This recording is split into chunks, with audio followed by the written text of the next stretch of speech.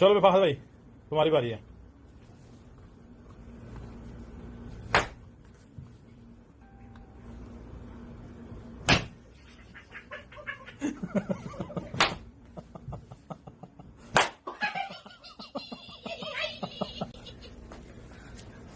बड़ी दिखाने दे मार के